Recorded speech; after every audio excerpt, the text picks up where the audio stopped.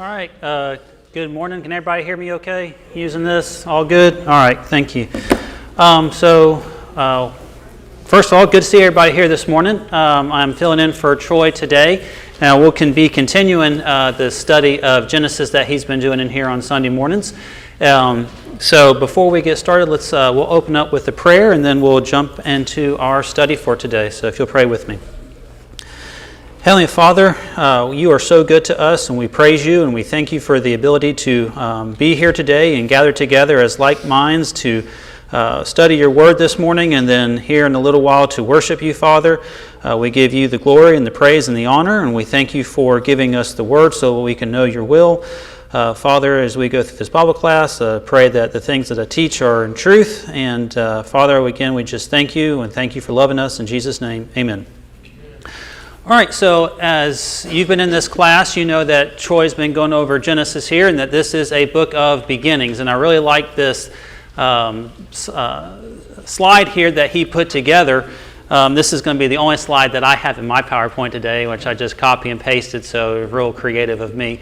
But you see, it's just the beginning of, and you see all the different beginnings that we have in Genesis. There's the beginning of creation, the beginning of the fall of man, leading to the flood.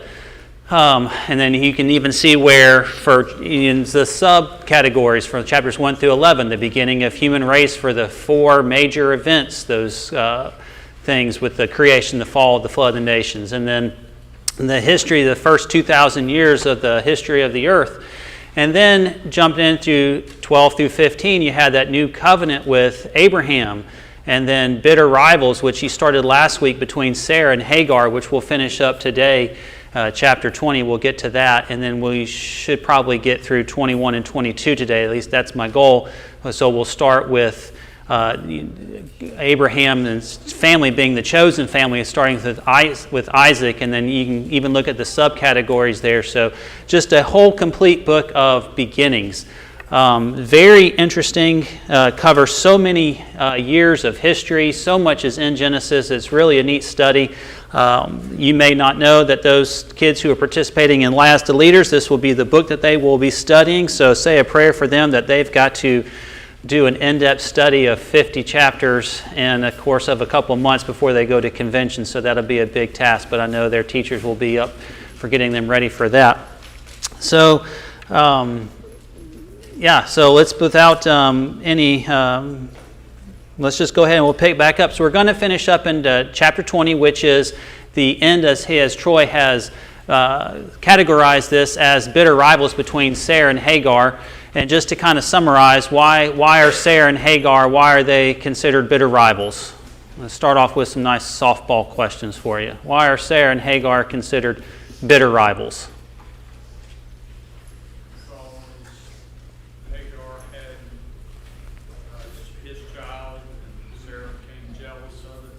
Yeah, exactly. Sarah had struggled for so many years to have a son for Abraham, and they were promised, but they didn't wait for that promise, right? They were impatient, as we see, and so she told Abraham to sleep with her servant Hagar, and so they introduced this polygamy type relationship, and there's a lot of problems that come from that. So and Sarah was very jealous of Hagar, which we'll also see as it culminates today. So let's pick up in chapter 20, and we'll start reading. And if you have questions, comments, please feel free to interject and to start anytime. What were you reading? Genesis, yes ma'am. Genesis chapter 20. All right, so chapter 20, verse 1, it says, "And Abraham journeyed from there to the south and dwelt between Kadesh and Shur and stayed in Gerar. Now Abraham said of Sarah his wife, 'She is my sister,' and Abimelech, king of Gerar, sent and took Sarah." So what do we see happening right here that sounds familiar to something that Troy covered earlier, say back in chapter 12? We see a lie repeated, don't we? And how'd that work out last time when they were in Egypt and he lied to Pharaoh, was saying, "She is my sister"? Not good, right? Not good. So you think, and as we're going to see, this is the second time we see it, but as we get later on in the text, we'll see that this is something that they probably did quite often. This was a lie that was perpetrated a lot as they traveled around. This is not just probably the second time that they've done this. So at least the first time we have it recorded, it didn't go well with Pharaoh and the Egyptians. And you think, Abraham, is there a lesson that he learned or perhaps did not learn here? So he tells Abimelech that she is his sister. All right, verse 3. But God came to Abimelech in a dream by night and said to him, Indeed, you are a dead man because of the woman whom you have taken, for she is a man's wife. But Abimelech had not come near her, and he said, Lord, will you slay a righteous nation also? Did he not say to me, she is my sister? And she, even she herself said, he is my brother. In the integrity of my heart and innocence of my hands, I have done this. And God said to him in a dream, Yes, I know that you did this in the integrity of your heart, for I also withheld you from sinning against me. Therefore, I did not let you touch her. Now, therefore, restore the man's wife, for he is a prophet, and he will pray for you, and you shall live. But if you do not restore her, know that you shall surely die, you and all who are yours. So God comes to Abimelech in a dream, and he warns Abimelech not to commit adultery with Sarah.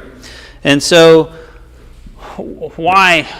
Obviously, Abimelech was lied to. He completely believed Abraham, thinking, okay, that's his sister. No problem there. So why is God coming to Abimelech in a dream and warning him not to do anything with Sarah? I guess because the union between husband and wife is serious. Whether Abimelech knew it or not, that was the situation he was in. That's a great point. The union between man and a wife, a husband and his wife, is very serious. That's a great point. What else? What was promised to Abraham? Father of great nations. So if he's making sure, and I love, that's a great point, Josh. That's not something that I considered, but obviously that makes a whole lot of sense, right? But he's going to make sure that his plan through Abraham and Sarah is not going to be, deviated in any kind of way. Because what's coming through Abraham's seed line? Jesus. Okay. Another thing that's pretty interesting here is what Abimelech says. Let's see. In verse 4, he says, Lord, will you slay a righteous nation also? So Abimelech, that's kind of like a name for a king. So this is, I think he is a Philistine. It's just like he's this king in control of this area. But he says, will you slay a righteous nation also? So what do you think that he's referring to? Will you slay a righteous nation also? What nation has just been slain previously, pretty spectacularly? Hail and fire and brimstone raining down. Sodom and Gomorrah, right? So when you think about news today, right? April and I, we like watching some documentaries, and we're watching a documentary on Oscar Pistorius. Anybody remember who he was? The Blade Runner from South Africa?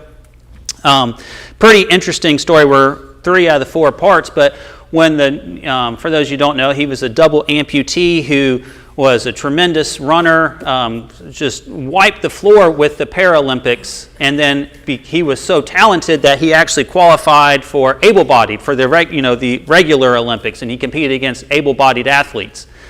So he was a national hero, right? This double amputee running against able-bodied people. Well, if you know the story, he was accused of killing his girlfriend, and the news reporter, and this happened early in the 2010s time. But the news reporter who broke the story, of course, broke it on Twitter, and then within 2 minutes, it's a worldwide known. Everybody in the world is breaking the story. So news travels fast, right? We know that. Do you think news of Sodom and Gomorrah is going to travel around during this time, even if it's, they don't have a Twitter update or throwing it on Instagram or whatever? News is still going to get around. So you think of Abimelech saying, Lord, will you slay a righteous nation also? So he's saying, I think right here he's understanding that Sodom and Gomorrah was not a righteous nation. Are you going to slay us as well? So I thought that was kind of interesting. But God knows that Abimelech was being honest with them and that he was being deceived by Abraham and Sarah. Yet God did not allow Abimelech, something did not allow Abimelech to sleep with her. And so he specifically did that to prevent a sin against his purpose. Another thing that's pretty neat is that God refers to Abraham as a prophet, which is pretty cool because, God reveals his will to Abraham, who declares it to other men. So just a couple of interesting things I saw there. Any questions, comments? And again, if you have something, just feel free to speak out. All right, verse 8. So Abimelech rose early in the morning, called all his servants, and told all these things in their hearing. And the men were very much afraid. So what did God tell Abimelech? If you don't restore her, you shall surely what?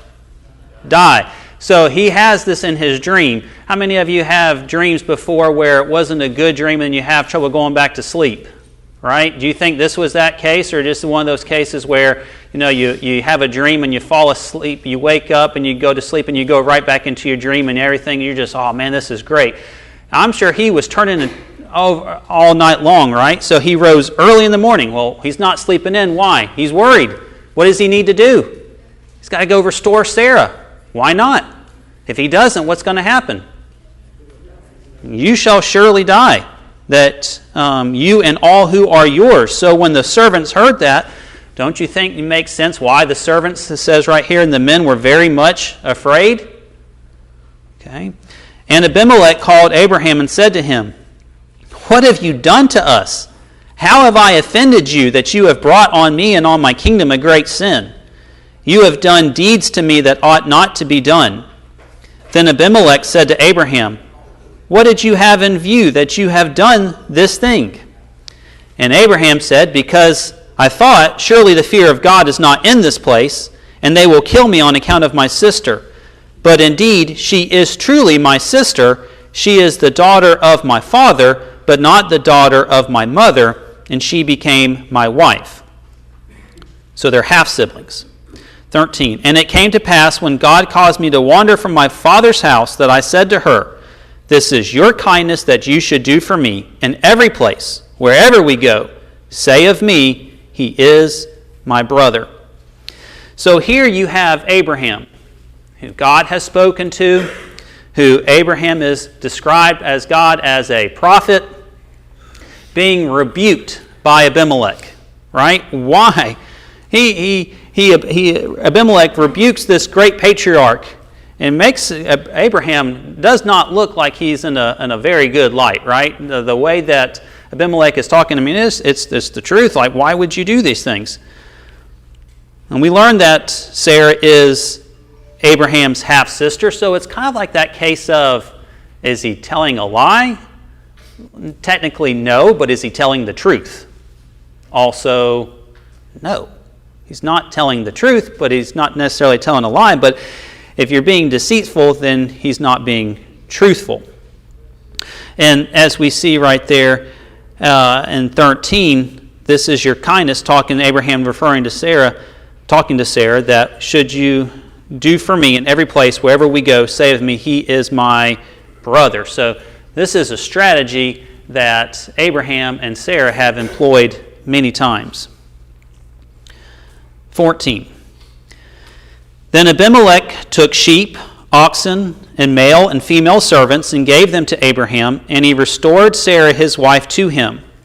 And Abimelech said, see, my land is before you, dwell where it pleases you. Then to Sarah he said, Behold, I have given your brother 1,000 pieces of silver. Indeed, this vindicates you before all who are with you and before everybody. Thus she was rebuked. So Abraham is dishonest and deceitful with Abimelech, and God strickens Abimelech with some kind of affliction where he was unable, and his wife and his servants, to have children, and kept him from sinning with Sarah. And so Abimelech ends up giving gifts of sheep, oxen, and servants and free range of his land to Abraham. So why would Abimelech do all those things? Or I guess maybe why would God ask Abimelech to do those things? It seems like Abraham's in the wrong, right? So he's in the wrong, but yet he makes out like a bandit almost, right? I was dishonest, I wasn't truthful for you, so now I get sheep, oxen, and servants, free range of land, 1,000 pieces of silver. That could have been in addition to, or perhaps the sum of the value of those gifts. But I'd really like to know, what do you think? Why did it happen like that? Because Abraham was God's chosen servant. Okay. Abraham was God's chosen servant. Yeah. How come do you think that Abimelech did not put up more of a resistance to God, saying, this man was deceitful for me, why do I have to give him all these things? Maybe there's a better way to phrase the question. Sounds like Abimelech was a God-fearing man. There's your answer. When he was talking to God in the dream, what did he obviously feared God, because when he woke up, and it wasn't like he was waiting until in the afternoon to start his chores.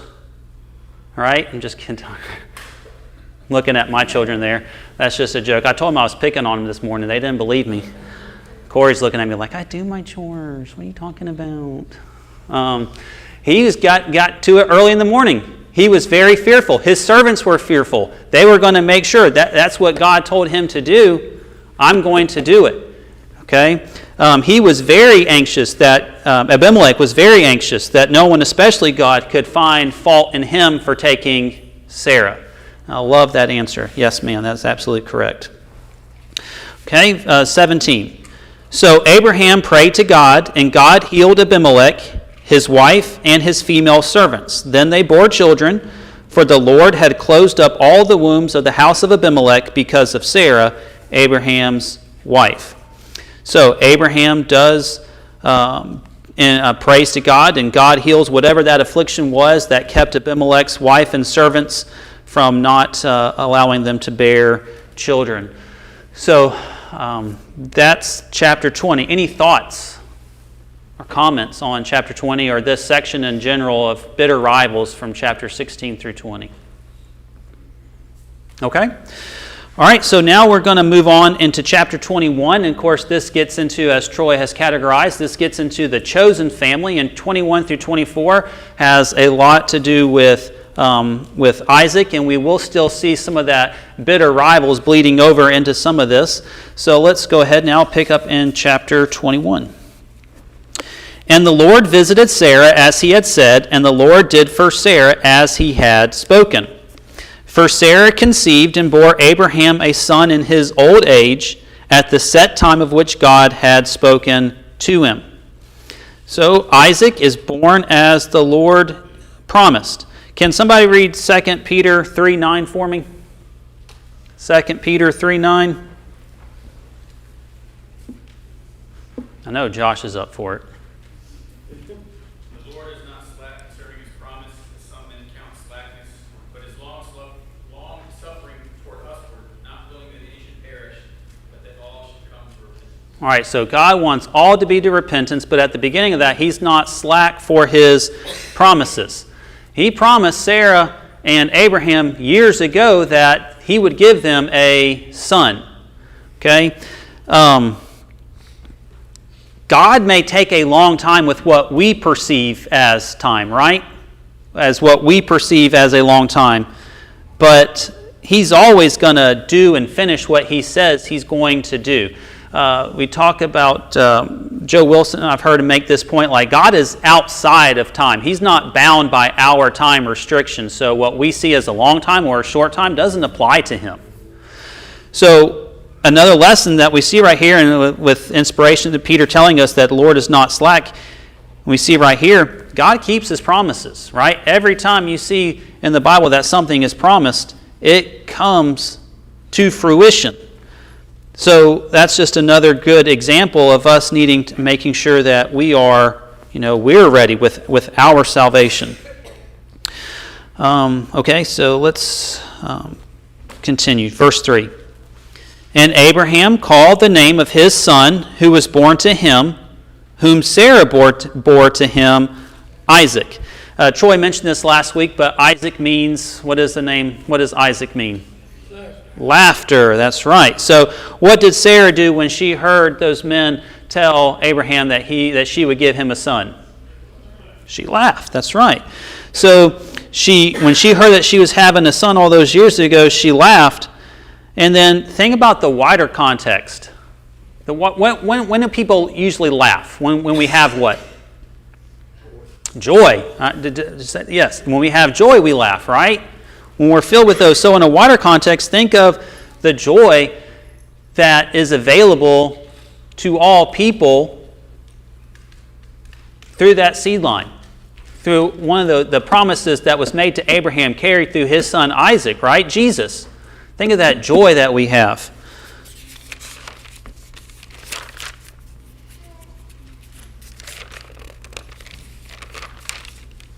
All right, let's continue. Then Abraham circumcised his son Isaac when he was 8 days old, as God had commanded him. And Troy touched on this last week too, and that's pretty interesting when you go into the study of like when the blood will clot the most as being 8 days old, and so doing that on the 8th day is pretty interesting. Verse 5, Now Abraham was 100 years old when his son Isaac was born to him. Verse 6, And Sarah said, God has made me laugh, and all who hear will laugh with me.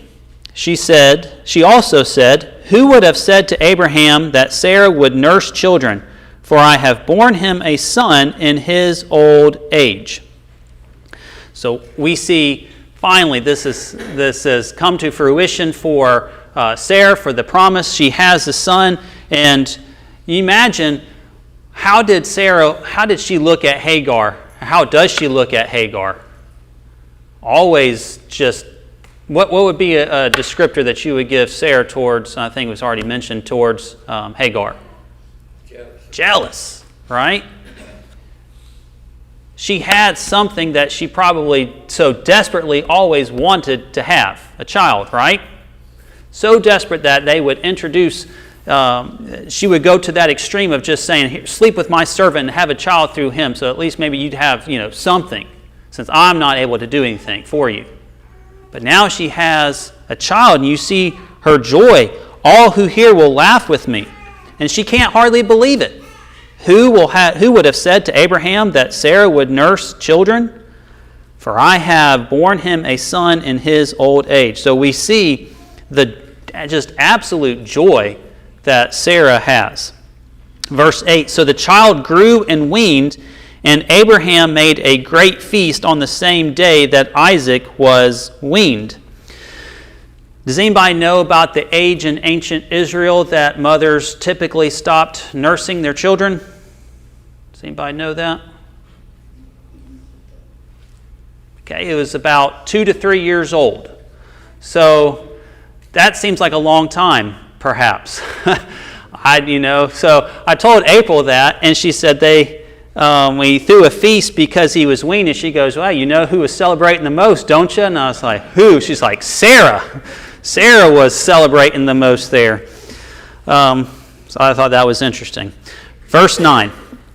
And Sarah saw the son of Hagar, the Egyptian, whom she had borne to Abraham, scoffing. Therefore she said to Abraham, Cast out this bondswoman and her son, for the son of this bondswoman shall not be heir with my son, namely with Isaac. And the matter was very displeasing in Abraham's sight because of his son. So again, we're seeing the ugliness of this polygamous relationship rearing its head again, right? We see Sarah's jealousy. We see the strife between Sarah and Hagar. We see the division this is causing between Abraham and Sarah and Abraham and Ishmael. So this scoffing right here. So about this time, Isaac is roughly 2 to 3 years old, if he's about the age that he would stop weaning and they're throwing this celebration. So that would make Ishmael about 16, 17 years old. So he's about a teenager. Anybody use the ESV? Instead of scoffing, what's the word that you have for scoffing in ESV? Laughing. Anybody use the NIV? Mocking. Okay. The NLT, the New Living Translation, says making fun of Isaac. So when Sarah sees this, that sets her off, right? So we see the reaction right there. I would think, oh man, that might have been a little, just over the top by Sarah. But again, this is her son that she's born to Abraham in her old age, that she sees this son. Imagine how Sarah looks at Ishmael. Probably does not look at him at a favorable light at all. And as soon as she sees him scoffing and mocking and making fun of, man, she I don't want to say flies off the handle, but she gets pretty upset. Okay, she gets pretty upset. And she tells Abraham here, I lost my place, sorry. And she tells Abraham right here to cast them out. This bondswoman, cast out this slave and get rid of her son. Notice she doesn't say your son, it's her son. Get rid of him. For he shall not inherit what is Isaac's. So she's very protective. Now, Abraham has accepted Ishmael as his son. And so by accepting Ishmael as his son, it gives Ishmael the right to inherit part of what Abraham owned. So Ishmael would be entitled. So perhaps Sarah is thinking, okay, this half-brother of my son is looking at my son, and, Abraham's pretty old, so, he's not going to live forever, right? And he's already an old man. What if something would be happen to Abraham, or what if something would be happen to my son Isaac? I'm going to let this boy get everything, inherit a lot. But when she talks to them to cast them out, by granting them that freedom, they would lose the right. Ishmael would lose the right to inherit that property. In verse 11, it says the matter was very displeasing in Abraham's sight because of his son. So her suggestion is, I'm sure Abraham loved Ishmael. Right? He loved Ishmael. That is his son. And her suggestion is very displeasing. And they're dealing with these consequences that they created themselves. So you think, how much better would it have been for them to have found the faith and the strength to just wait and rely on God's promise? What a great example, a thought for us, that when we think about all the things that God has promised, sometimes, life is tough. We go through trials and tribulations, but you think of the promises that God has given us. If they had just found that strength to wait on God's promises, all this heartache could have been avoided. Verse 12. But God said to Abraham, do not let it be displeasing in your sight because of the lad or because of your bondswoman. Whatever Sarah has said to you, listen to her voice, for in Isaac your seed shall be called. Yet I will also make a nation of the son of the bondswoman, because he is your seed. So God sanctions basically the expulsion of Ishmael, telling Abraham, just do what Sarah says. It's going to be okay, right? Because you think without God's intervention here, because of the love that Abraham had for Ishmael, maybe he wouldn't have cast out Ishmael and Hagar.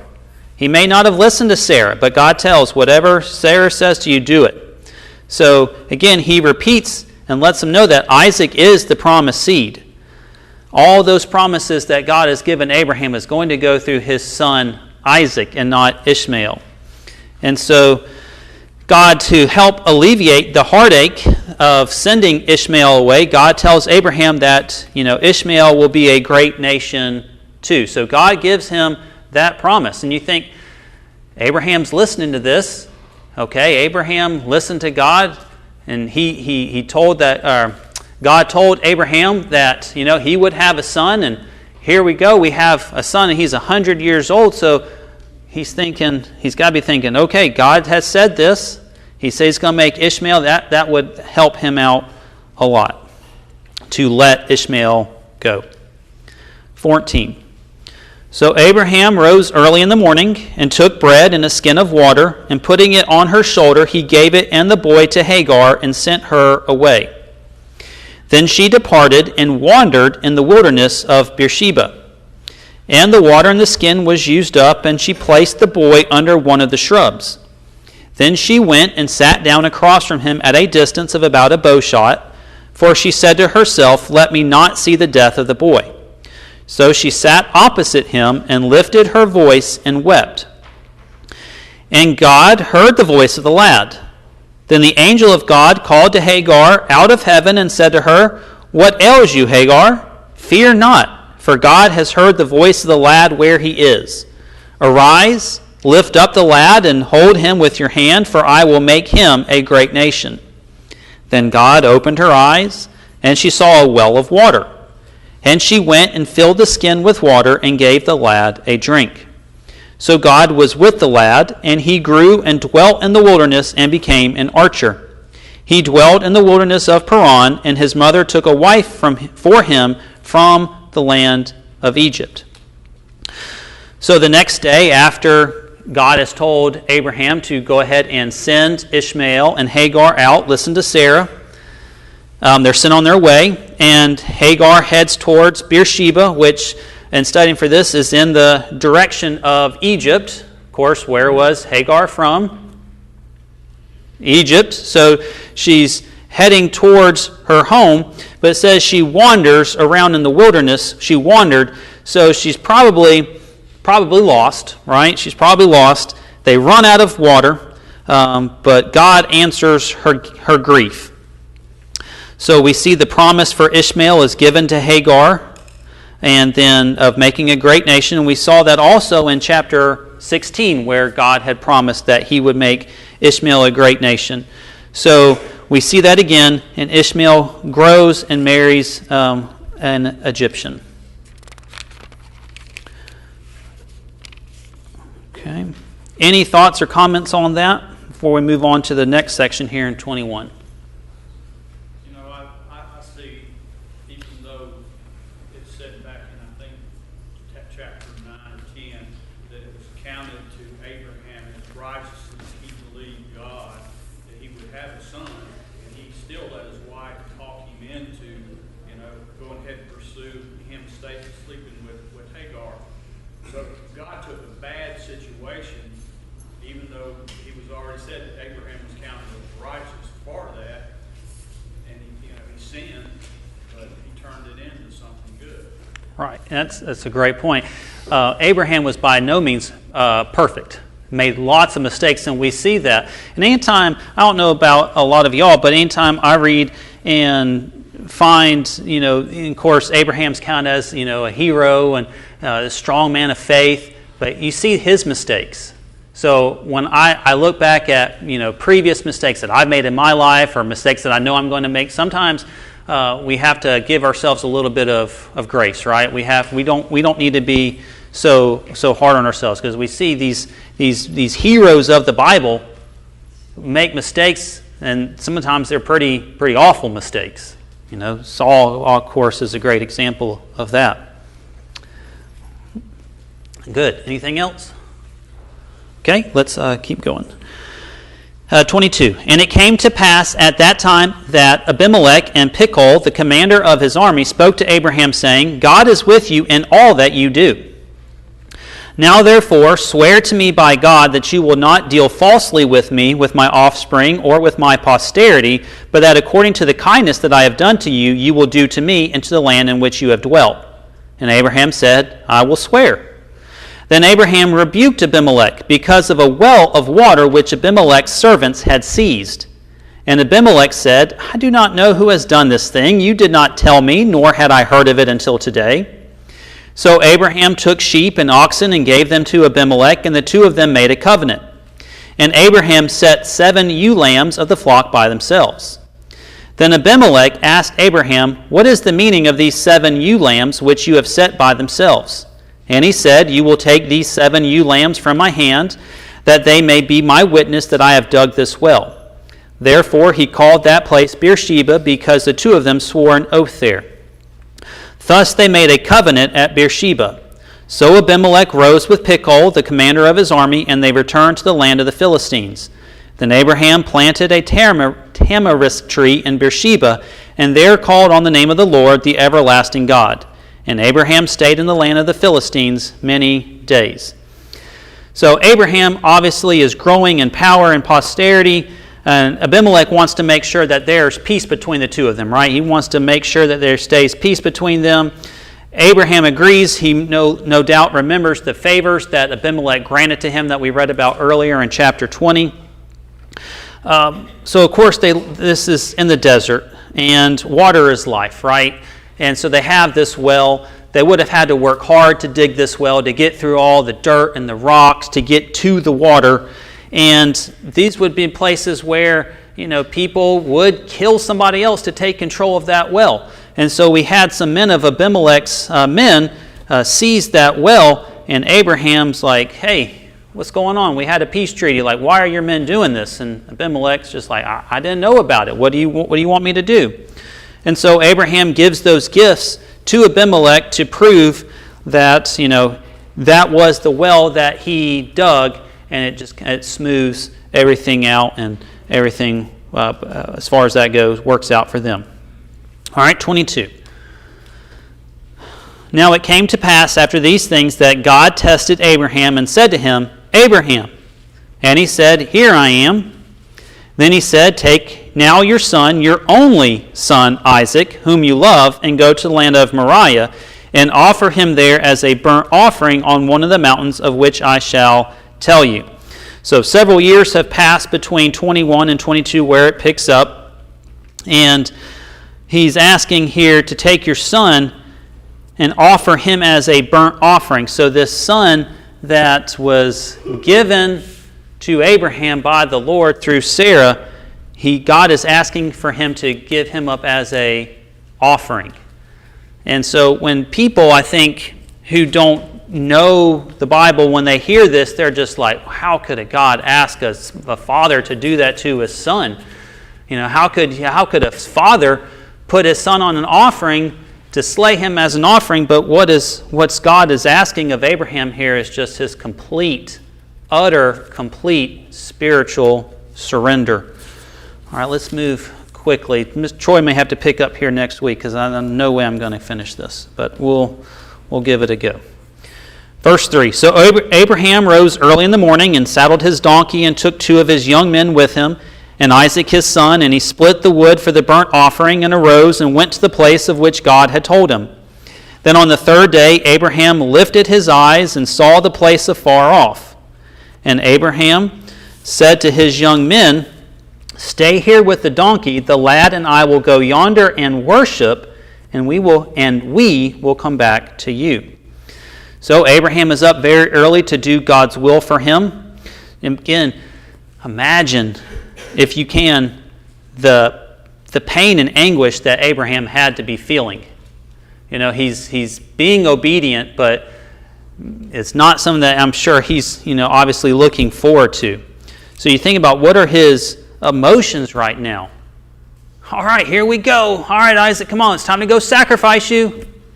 No, I'm sure the mood is quite down, right? But in spite of all that, what does Abraham call this there in verse 5 when they're going to go? He calls this what? Starts with a W. He calls this act what? Worship. So what a great lesson when you talk about worship right here. He calls this worship. Who commanded Abraham to go do this? God did. So when we talk about worship, what do we need to do for worship? Is it what you or I feel like we should do? I think it would be great if, we had Whitley up here singing a solo. I think it would be great if Josh could use some of his brother's musical talents to work. No. What do? We do what God commands us to worship, right? Okay, so that's a great lesson right there. This is the first time that the word worship appears in the Bible. Yes. The word. Yes. The first time we see here worship being used in the Bible. Can somebody quickly read Hebrews 11, 17 through 19? Hebrews chapter 11, 17 through 19.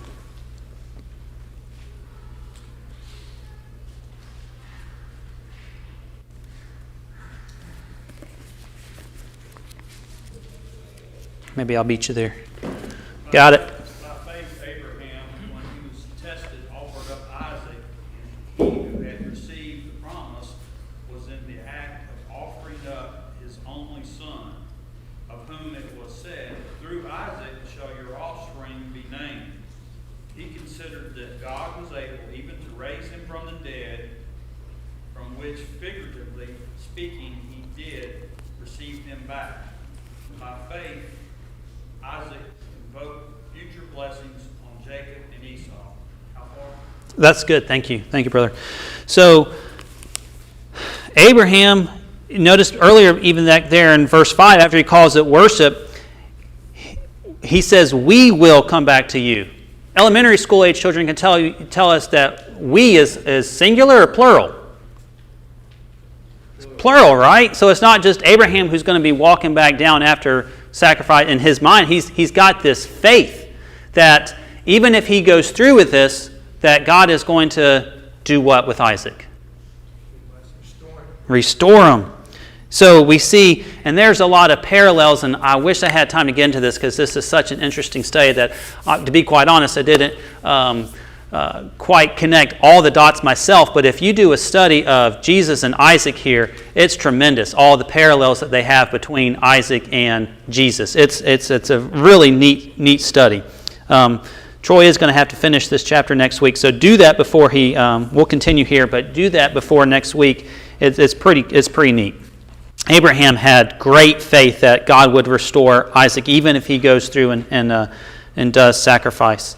All right, verse 6. So Abraham took the wood of the burnt offering and laid it on Isaac his son, and he took the fire in his hand and a knife, and the two of them went together. But Isaac spoke to Abraham his father and said, "My father." And he said, "Here I am, my son." Then he said, "Look, the fire and the wood, but where is the lamb for a burnt offering?" And Abraham said, "My son, God will provide for himself the lamb for a burnt offering." So the two of them went together. So Isaac's questioning where the lamb for the sacrifice is, and Abraham responds that God will provide. Continuing. Then they came to the place of which God had told him, and Abraham built an altar there and placed the wood in order, and he bound Isaac his son and laid him on the altar upon the wood. And Abraham stretched out his hand and took the knife to slay his son. And this is really neat real quick, and we'll conclude with this, and Troy can pick up next week here. Is Abraham a young, spry man? No, he's an old man, right? So my son's 15, okay? He's growing up, right? He's getting stronger. We wrestle in the pool. Sometimes I can't just take it easy on him because if he sneak attacks me, sometimes he can get me, okay? If I'm an old man and my son at this time, and I've heard, reading and getting ready for this, it's believed that Isaac could be anywhere from 16 to 33 years old at this time. If Isaac didn't want to get bound, would he let Abraham, you're going to sacrifice me? Oh, no, Dad, no. He would just, no, Dad, no, okay. Yeah, that was cute, but no, you're not going to put me up there, Dad. What does this maybe show us? That Isaac was what? Willingly let himself be the what? Sacrifice. Just something to consider. It's a pretty neat thought. Troy, I'm sure, would do a much better job of getting to this next week. I look forward to what he has to say for this. Wish I had time, but it's 9:45. So thank you for your comments. Thank you for reading. And as Troy says, and we'll now prepare for worship.